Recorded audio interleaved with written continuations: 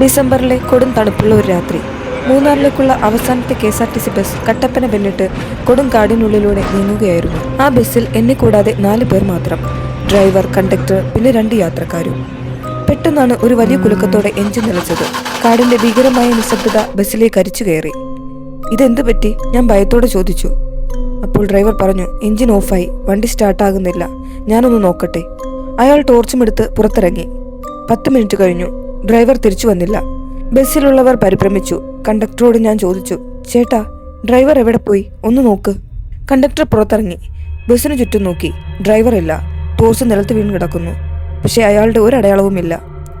Conductor തിരികെ വന്ന് പേടിയോടെ പറഞ്ഞു, ഇവിടെ റേഞ്ച് ഇല്ല. നമുക്ക് കുറച്ചു ദൂരം മുന്നോട്ട് നടന്നാൽ ഒരു ചെറിയ ടൗൺ ഉണ്ട്. ഒരു പക്ഷേ ഫോൺ സിഗ്നൽ കിട്ടിയേക്കാം. അവിടെ നിന്ന് ആരെയെങ്കിലും വിളിക്കാം. അങ്ങനെ ഞങ്ങൾ കാടിന്റെ നടുവിലൂടെ നടക്കാൻ തുടങ്ങി. കുറച്ച് നടന്നപ്പോഴേക്കും കാടിനുള്ളിൽ നിന്ന് ഏതോ ജീവിയുടെ മുരൾച്ച കേട്ടു. അതും വളരെ അടുത്ത്. ഈ കാട്ടിൽ എന്തൊക്കെ ജീവികളുണ്ടെന്ന് പറയാൻ പറ്റില്ല. ഇനി ഡ്രൈവറെ വല്ല പുലിയോ മറ്റോ പിടിച്ചതാണോ? കണ്ടക്ടർ ടോർച്ച് കാടിനുള്ളിലേക്ക് തെളിച്ചു. മരങ്ങൾക്കിടയിൽ ചുവന്നു തിളങ്ങുന്ന ഒരു ജോഡി കണ്ണുകൾ. ഓടിക്കോ, ബസ്സിലേക്ക് തിരിച്ചു പോവാം, കണ്ടക്ടർ നിലവിളിച്ചു. ഞങ്ങൾ ബസ്സിനുള്ളിലേക്ക് ഓടിക്കേറി. വാതിലുകൾ അടച്ചു. എല്ലാവരും കിതക്കുകയാണ്. പെട്ടെന്നാണ് ഞാനത് ശ്രദ്ധിച്ചത്. ഞങ്ങളുടെ കൂടെ ഉണ്ടായിരുന്ന ഒരു പാസഞ്ചർ മിസ്സിംഗ് ആണ്. പെട്ടെന്ന് ബസ്സിന് മുകളിൽ നിന്ന് ഒരു വലിയ ശബ്ദം. ബസ്സൊന്ന് ആടി ഉലഞ്ഞു. ബസ്സിന് മുകളിലേക്ക് എന്തോ ഭാരമുള്ള വസ്തു വീണതുപോലെ. എല്ലാവരും പേടിച്ച് ബസ്സിന്റെ ഒരു ഭാഗത്തേക്ക് മാറി. കണ്ടക്ടർ എന്താണെന്നറിയാൻ ടോർച്ചടിച്ച് ജനാലയിലൂടെ നോക്കി. അപ്പോഴാണ് സംഭവിച്ചത്. ഒരു വലിയ കൈ അയാളെ മുകളിലേക്ക് വലിച്ചുകൊണ്ടുപോയി. മനുഷ്യനുമായി സാമ്യമുള്ള, എന്നാൽ ദേഹമാസകലം രോമങ്ങളുള്ള എന്തോ ഒരു ജീവി.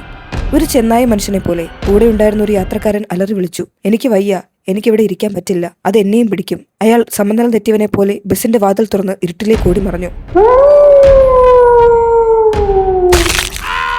നിമിഷങ്ങൾക്കകം അയാളുടെ ദയനീയമായ നിലവിളി കാടിനെ പിടിച്ചു കുലുക്കി. ഞാൻ തകർന്നു പോയി. ഇനി ഞാൻ മാത്രമേ ഉള്ളൂ. എന്തു ചെയ്യും? പുറത്തിറങ്ങിയാൽ അത് എന്നെയും കൊല്ലും. അകത്തിരുന്നാൽ രക്ഷയില്ല. ഞാൻ ശ്വാസം അടക്കി വെച്ച് ബസ്സിനുള്ളിൽ പതുങ്ങിയിരുന്നു. പക്ഷേ ബസ്സിനുള്ളിൽ വല്ലാത്തൊരു ഗന്ധം പടർന്നു. ഞാൻ പതുക്കെ തലയുയർത്തി നോക്കി. ബസ്സിൽ ഏറ്റവും പുറകിലെ സീറ്റിൽ നിന്ന് ഒരു നിഴൽ പതുക്കെ ഉയർന്നു വന്നു. നീണ്ട നഖങ്ങളും